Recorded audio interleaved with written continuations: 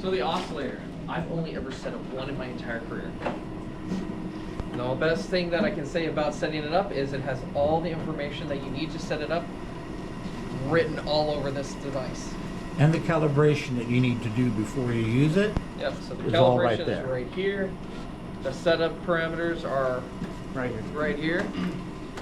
And that's pretty much all you have to do to follow this in order for it to get to working. Let me put that right there.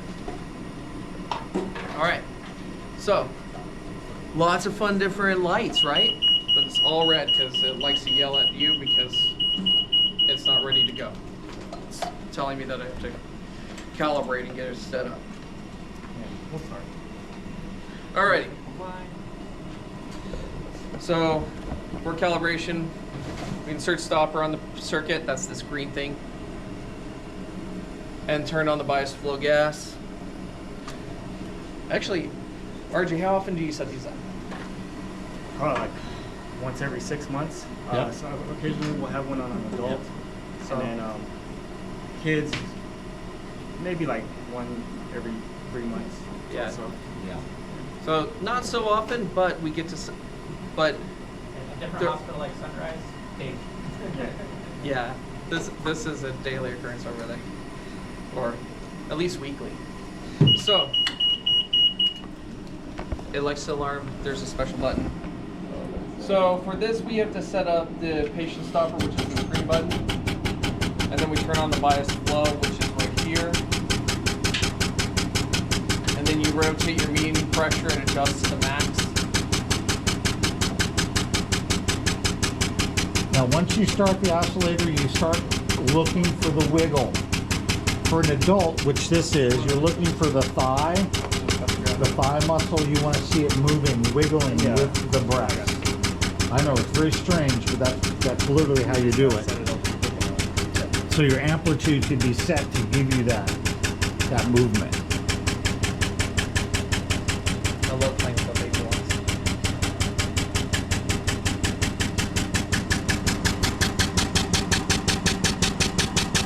So right now what he's doing is he's adjusting the amplitude. The eye time never gets touched, it stays at the 0.33 always. Now we're at 5 hertz. Does anyone want to take a stab on how many breaths per minute that would be? 5 per hertz, so how much is it? 5? 300, very good.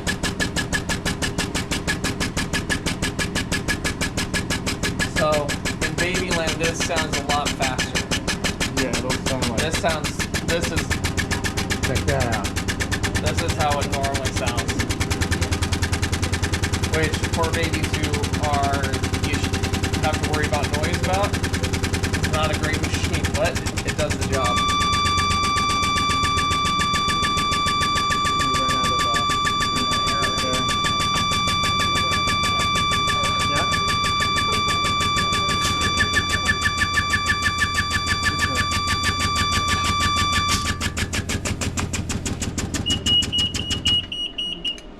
So we ran out of gas, and so now it's dead. It goes to the short spot, and green is on that side, so it goes to that spot on the circuit. The red one is nice and long, and that will go on since it's on the. I guess this is the right side. It will go to the right side of the circuit, and then your white line goes to the left side of the circuit. So they're not only color coordinated, but they go in line with whatever side that they're on. So you can't really mess up the placements of those. Now sometimes, so these pressure caps, you have to clip them on and push down pretty good. Otherwise they can pop off very easily. I've had that happen to me when I was doing my initial setups as a student. So you'd be sitting there and you clip them on. Yeah, because they don't come on the circuit. They're not on. When you take the circuit out of the bag, Yeah, you have those to are put not on. You all have this to together. put the caps on, push them down, lock them into Yeah. place. You'll have to put the piston on You have to too. put the piston. Well, the drum for the Yep. piston. So it's got 4 kind of screw type connections to really hold that material in there so that the piston can move and push it and oscillate it back and forth. There you go. So there it is. So this is what they really had to engineer that material so that it's robust. Because think about how many times it's getting pushed on if you're doing a rate of 400 breaths per minute for a week. Yeah. And every so often, the piston will start to shift, and you have to recalibrate the piston. Yeah, and get the, it the right B back. model does that automatically. The A model, you have to center the piston and the diaphragm. So you'll see a control knob here, and you can center it right in the center. The control would be right here. Oh yeah, there it is, right. And There's the, yep.